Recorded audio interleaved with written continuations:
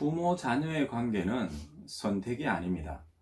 내가 원한다고 해서 어떤 모습의 아들이나 딸을 우리 스스로가 고르고 선택할 수는 없지요. 또한 누군가의 부모나 자녀가 되고 싶다고 그렇게 되는 것도 아닙니다. 다만 어떤 부모가 될 것인가, 또한 어떤 자녀가 되는 것은 분명 자신의 선택입니다. 이와 같이 믿음도 선택이 아닙니다. 우리가 구원받는 믿음은 전적으로 하나님의 은혜이고 하나님께서 주시는 값없이 주시는 선물입니다. 우리가 믿고 싶다고 믿어지는 것이 아니죠.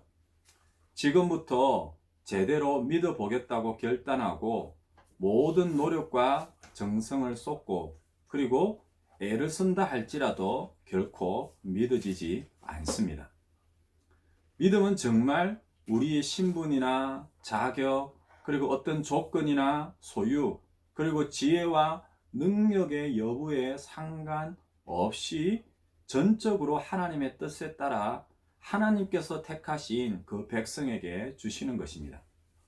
그러니 혹여라도 믿음이 없다면, 때로는 믿어지지 않는다면, 정말 우리가 믿고 싶다면 차라리 은혜로 믿음을 달라고 기도하는 것이 맞을 겁니다. 하지만 이렇게 하나님의 은혜로 또한 믿음으로 구원받은 것으로 우리의 삶이 끝이 나는 것은 아닙니다. 그러한 믿음으로 이 땅에서 살아가야 할 그 삶이 우리에게 남겨져 있기 때문이죠. 만약 그것이 아니라면 우리는 지금 이 시간 이렇게 이 자리에 있을 이유가 없습니다. 우리 모두가 저 천국 하늘에 계신 그 하나님을 만나고 있든가, 아니면 이제는 믿음과 상관이 없으니 우리에게 주어진 그 시간들을 자유다 라고 말하며 내 멋대로, 그리고 그 교회의 문을 열고 밖에서 살아가고 있을 것입니다. 그러니 오늘 이 말씀을 통하여서 제가 여러분들에게 전하고 싶은 그 첫 번째 교훈은 바로 믿음의 삶은 선택이라는 것입니다.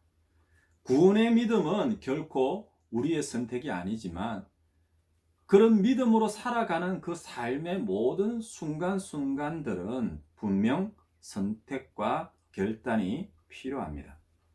우리가 무엇을 선택하고 어디를 향하고 누군가의 만남을 결정하느냐에 따라 우리의 믿음의 삶은 분명 그 과정도 결과도 모두 달라질 겁니다. 무엇보다도 그런 믿음으로 인하여서 생겨난 하나님과 그 백성, 그리고 하나님과 그 자녀의 관계는 더욱더 많이 달라질 수밖에 없습니다. 물론 믿음의 삶이 제가 선택이라고 한다고 해서 그 모든 선택이 맨땅에 헤딩은 아니에요. 무엇을 선택하라는 것인지, 때로는 어떻게 해야 될지, 아니 무엇이 옳은 것인지, 또 때로는 잘못된 것인지, 물론 우리 모두가 때로는 그 모든 것이 다 결정장애라고 할 수는 없겠지만 사람들마다 제각각 정말로 힘들고 어려운 선택의 순간이 있을 겁니다. 하지만 그 모든 순간에도 역시 하나님께서는 함께 하시고 또한 우리를 도우심을 잊지 마시기를 바랍니다. 하나님의 얼굴을 바라보며 함께했던 그 에덴 동산에서의 천국과도 같은 그런 삶이나, 반대로요, 그곳에서 쫓겨나서 이제는 수고와 고통, 땀 흘림이 있어야 하는 그 에덴 동산 밖에서의 삶이나 다를 것이 없어요. 때로는 교회 안이나 그 밖에서 살아가는 삶이나 그 모든 삶에서의 선택과 결단의 기준들은 분명 하나로 제시되어 있습니다. 대신 우리가 그 기준을 무시하거나 때로는 그 기준이 아닌 다른 기준을 내세우거나 생각할 때 문제가 되는 거죠. 이 기준을 성경에서는요, 선과 악이라 그렇게 말로 표현하고 있습니다. 물론 이 선과 그리고 악이라는 말은 오늘날 우리가 이 땅에서 살아가는 그 삶에서 특히 사람과 사람 사이의 관계에서 비롯된 그런 도덕적이고 윤리적인 의미의 선과 악이 아닙니다. 또한 죄악과 의로움을 말하는 것도 아니죠. 이러한 선과 악의 기준은 분명 하나님이십니다. 창조주 하나님과 그리고 피조물, 왕 대신 하나님과 그 백성, 하나님 아버지와 그 자녀와의 관계에서 비롯된 기준이 바로 선과 악입니다. 그래서 성경에서 말씀하시는 이 선과 악은 사람과 사람 사이의 기준들이 아니라 하나님에게서부터 구분되어지고 하나님으로부터 판단되어지는 그런 기준을 말씀합니다. 두 번째로 여러분들에게 말씀을 드리고 싶은 것은요, 바로 이 선택은 자유이지만 그 자유로운 선택에는 너무나도 분명한 책임이 따른다는 것입니다. 물론 우리가 실제로 살아가는 그 삶에서 선택을 강요당할 때가 있습니다. 하지만 하나님께서는 우리에게 자유의지를 허락하셨어요. 스스로 판단하고 고민하고 결정하게 하십니다. 물론 조금 전에 말씀을 드렸던 것처럼 그렇게 판단하고 고민하고 결정할 때에는요, 분명한 선과 악이라는 기준이 제시되어지고 또한 판단하고 분별할 수 있도록 도움도 주십니다. 하지만 그런 믿음의 삶에서의 선택은 분명 자유라고 그렇게 말을 하지만 다만 이러한 선택의 자유에는 반드시 책임이 따른다는 것을 잊지 마시길 바랍니다. 그것이 옳은 선택이든지 때로는 죄악된 선택이든지 말입니다. 오늘도 우리는 믿음의 삶에서 수많은 선택을 하게 됩니다. 다만 그러한 선택에 따른 그 책임이 있기에 결코 후회 없는 선택을 하는 여러분들이 되었으면 좋겠습니다. 본문으로 돌아갈까요? 가인과 아벨의 선택입니다. 가인과 아벨은 그러한 믿음의 삶에서 하나님을 찾고 하나님께로 나아가는 그 예배의 삶을 선택을 했습니다. 최고의 선택이었죠. 어쩌면 한 주의 시작인 이 주일, 그 주일의 아침에 하나님의 말씀을 들으며 하나님을 예배하는 것은 또한 최고의 선택이라고 말할 수 있습니다. 이 자리에 있는 여러분들은 분명 최고의 선택을 하신 거예요. 그렇게 하나님을 예배하는, 하나님을 찾는 것이 겉과 속이 다른 그런 형식적이고 외식적인 예배라면 문제가 생깁니다. 때로는요, 지난 한 주간의 삶은 온전하지 못했다 할지라도 지금 이 순간만큼은 진실로 하나님을 찾고 예배한다면 제가 그것도 괜찮다고 지난 시간 말씀을 드렸습니다. 하지만 아벨과는 다르게 가인은 하나님을 찾았습니다. 하나님 앞에 섰습니다. 하지만 그 순간에도 지난 삶과 다를 것이 없이 진실되지 못했고 또한 올바르지 못한 모습으로 그 하나님 앞에 서 있는 거예요. 그럼에도 하나님께서는 그 가인에게 물으십니다. 아니, 가인에게 또 한 번의 기회를 허락하시는 거죠. 믿음의 삶에 대한 올바른 선택과 결단의 기회를 한 번 더 허락하시는 거예요. 7절 말씀을 보면요, 네가 선을 행하면 어찌 낯을 들지 못하느냐. 선을 행하지 아니하면 죄가 문에 엎드려 있느니라. 죄가 너를 원하나 너는 죄를 다스릴지니라. 또 한 번의 선택과 또 한 번의 기회가 주어지는 겁니다. 분명 지난 본문에서 가인과 아벨의 이름으로 표현되어지는 그 죄인된 인생에 대해서 말씀을 드렸지요. 에덴 동산에서 쫓겨난 그 삶이 선택의 연속임을 분명 기억하게 하는 그런 말씀이었습니다. 죄악과 고통과 그런 죽음의 형벌 속에서 찾아오는 생명의 기쁨, 하나님으로 말미암은 생명입니다라는 그런 고백이 담겨져 있는 것이 바로 가인의 이름이었습니다.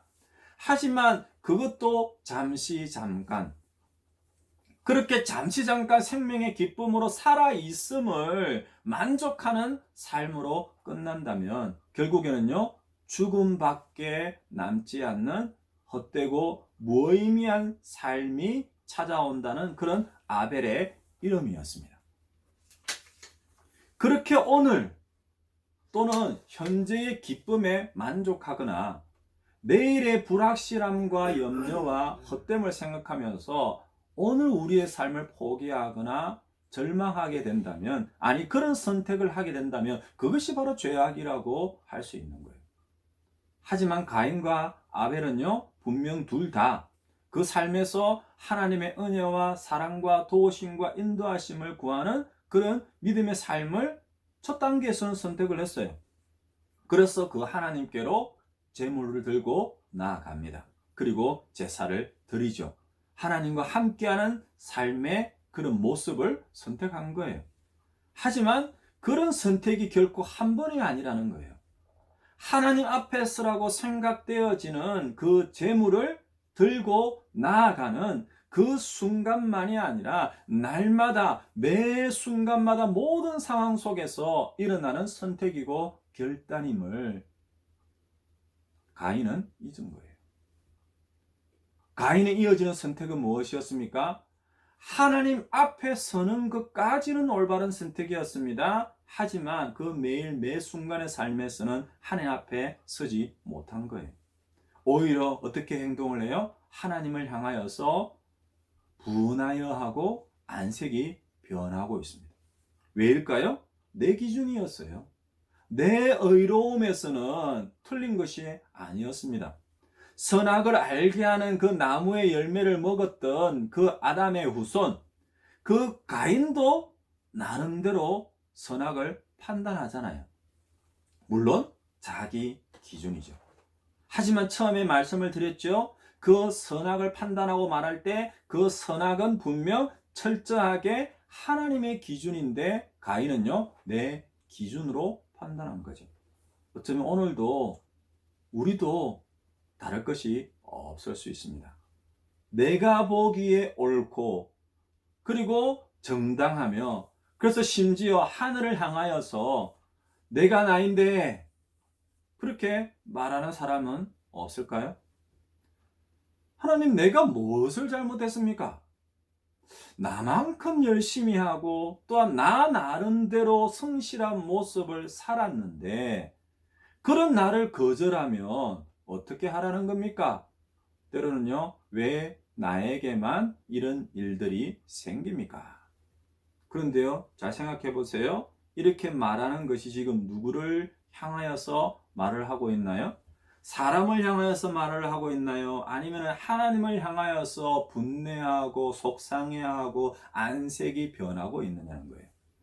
이런 상황을 성경은 한마디로 뭐라고 말하는지 아세요? 자기 의로움이라고 해요. 심지어 가인과 그 제물에 대한 하나님의 거절과 그 거절에 대한 말씀이 먼저 있었잖아요. 그런데 이 가인과 그 제물이라고 말할 때 제물 때문이 아니라고 말씀을 드렸습니다. 가인, 즉 그 이름으로 표현되어지는 삶에 대한 거절이었어요. 아니, 그 이름의 뜻대로 살지 못하는 그런 선택과 삶에 대한 거절이었어요. 하지만 이러한 거절의 말씀이 선과 악에 대한 그런 권면이고 또 한 번의 기회라고 분명히 말씀을 드렸지요. 그런데 가인은 그 순간에도 깨닫지 못합니다. 가인은 그 죄를 다스리는 것이 아니라 하나님의 말씀을 따르는 그 선을 선택하는 것이 아니라 오히려 더 큰 죄를 범하고 있는 거예요. 8절 말씀을 보면요, 가인이 그의 아우 아벨에게 말합니다. 그리고요, 그들이 들에 있을 때에 어떻게 해요? 가인이 그의 아우 아벨을 쳐 죽이니라.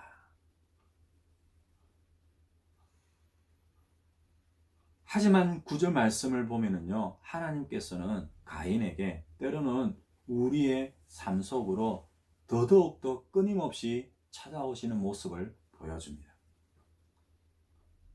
가인을 찾아서 이렇게 묻습니다. 네 아우 아벨이 어디에 있느냐? 하나님께서 지금 과연 몰라서 물으실까요? 어떤 상황인지 궁금해서 알고 싶어서 지금 가인에게 묻고 있는 거예요? 아니죠. 창세기 3장에서 인류 최초의 범죄 현장인 그 에덴 동산에서 이미 한번 언급되었던 그런 말씀이에요. 하나님께서 아담에게 네가 어디에 있느냐라고 그렇게 물었던 것처럼 하나님은 지금 가인에게도 때로는 오늘 우리들에게도 매 삶의 순간순간들 가운데서 우리들에게도 물어보실 거예요. 왜 물어볼까요? 우리 자신의 삶을 때로는 우리의 올바르거나 때로는 잘못된 선택을 돌아보라는 것이에요. 지금이라도 때로는 3, 4번이라 할지라도 그렇게 하나님의 말씀이 주어질 때라면 깨달으라는 거예요. 하지만 9절에 가인은요, 끝까지 말합니다. 내가 알지 못하나이다. 거짓이죠. 내가 내 아우를 지키는 자니까 핑계를 돌리는 거예요. 이쯤 되면 가인은 정말 모르는 것 같지 않나요? 아니, 하나님의 말씀과 기준에서 그 가인이 너무 멀리 떠나버린 것일 수도 있습니다. 무뎌진 거죠. 너무 익숙해져 버린 습관들이 되어버렸습니다. 그래서 그것이 무엇이 잘못입니까? 그렇게 되물을 정도의 상황에 이르는 거예요. 흔히 생각이 말이 된다고 말을 합니다. 그리고 그 말은 행동이 된다고 이야기를 하죠.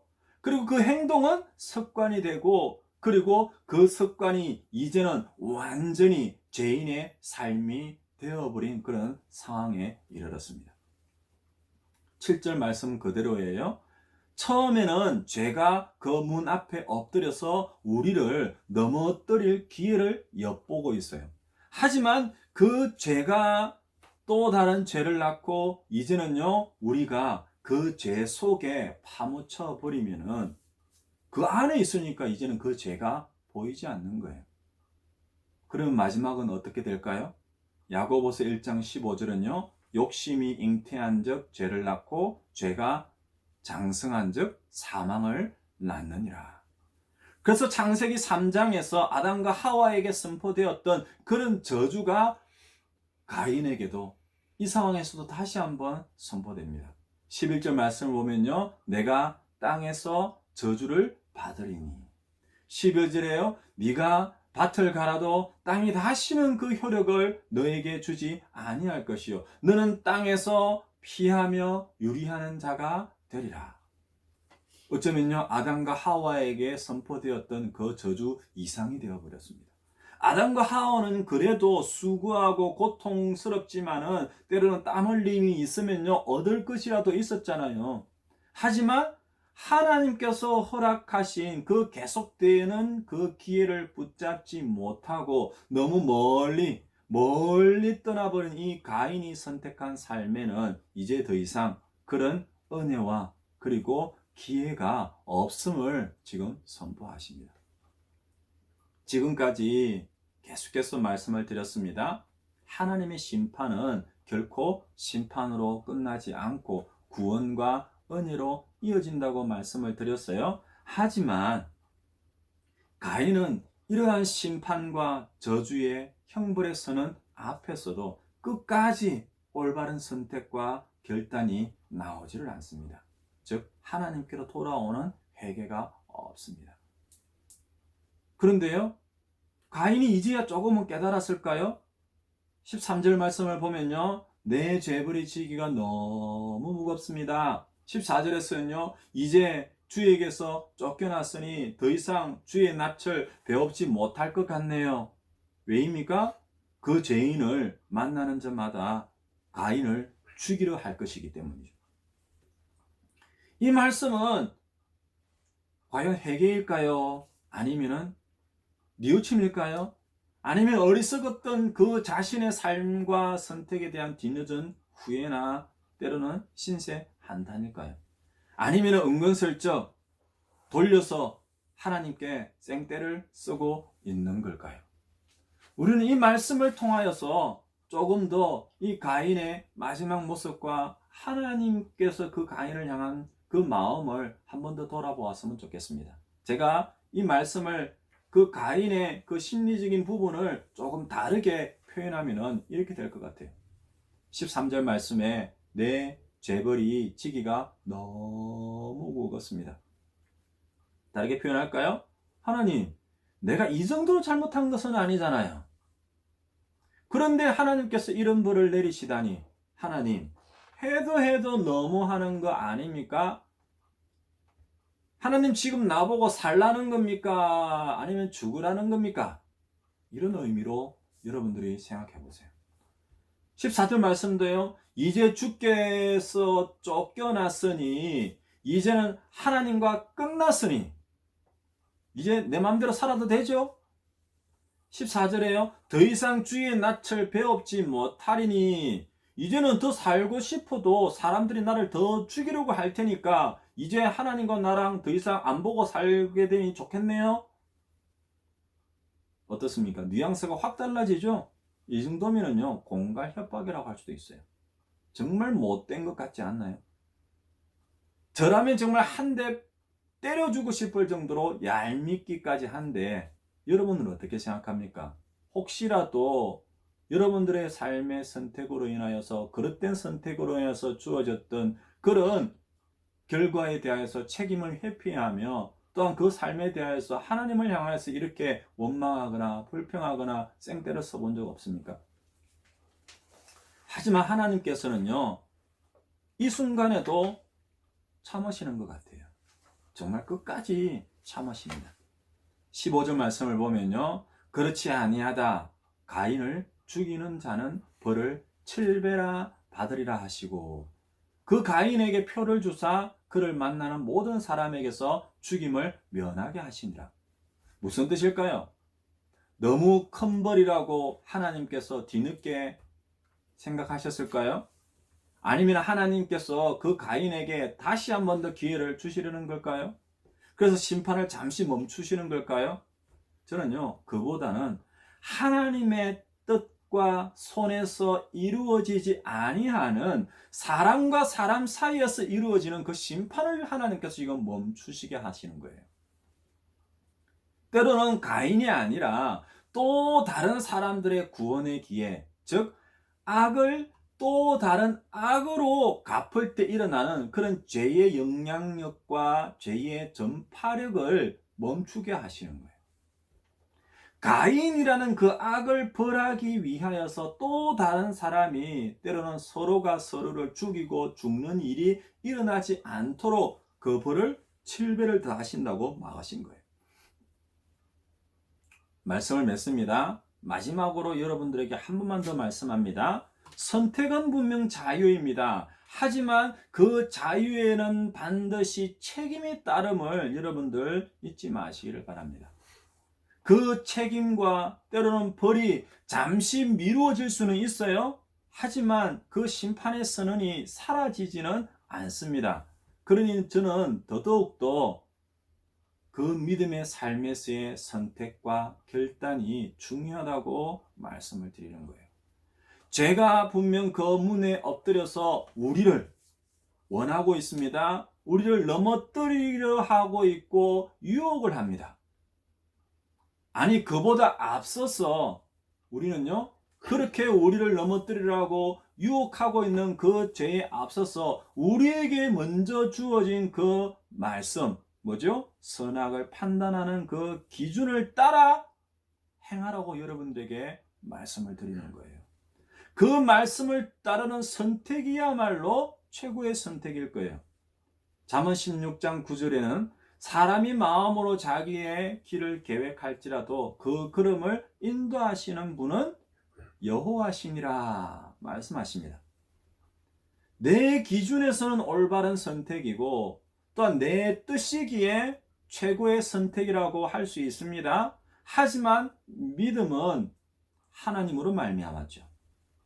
믿음의 삶 역시 하나님과 뗄래야 뗄 수 없는 그런 관계에 있습니다. 그러니 우리는 그 믿음의 삶의 선과 악이라는 그 선택의 기준이 어디라고 이야기를 드렸습니까? 하나님의 뜻, 하나님의 말씀이라고 말씀을 드렸어요. 하나님 보시기에 좋았더라 라고 표현하는, 하나님 보시기에 심히 좋았더라고 표현했던 그 부분이 바로 선이에요. 하나님의 뜻, 하나님의 말씀임을 여러분들이 잊지 마시길 바랍니다. 물론 처음에 모든 순간에 그 말씀을 따르지 못할 수도 있습니다. 하지만 하나님께서는 그 한 번으로 끝내지 않으세요.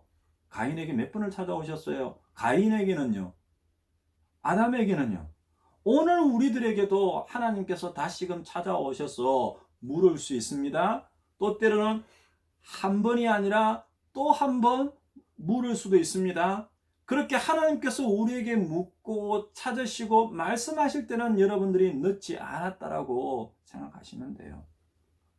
그러니 우리는 날마다 매 순간마다 하나님 앞에 서야 합니다. 하나님 앞에 서 있음을 잊지 말아야 합니다. 하나님께서 물으실 거예요. 어찌 됨이냐? 너는 지금 어디에 있느냐? 네가 지금 무엇을 하였느냐? 때로는 왜 그렇게 행동했느냐? 너는 나의 말을 잊었느냐? 너는 왜 이 말을 깨닫지 못하느냐? 모르느냐?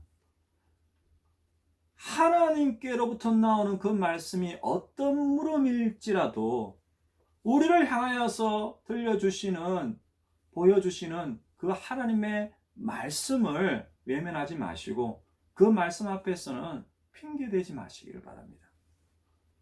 하나님 보시기에 좋았더라 라고 말하는 그 기준이 서는 그 선과 그 반대편에 있는 악이라는 그 기준, 그것을 구분하는 그 하나님의 말씀을 따르는 선택과 순종의 삶으로 우리 앞에 엎드려, 아니 우리를 넘어지게 하려는 그 죄를 다스리며 하나님 보시기에 좋았더라 라고 말하는 하나님을 믿는 그런 믿음의 삶의 선택과 결단이 계속해서 이어지는 그런 믿음의 가정과 믿음의 삶과 주의 몸된 교회 되시기를 주님으로 축원드립니다.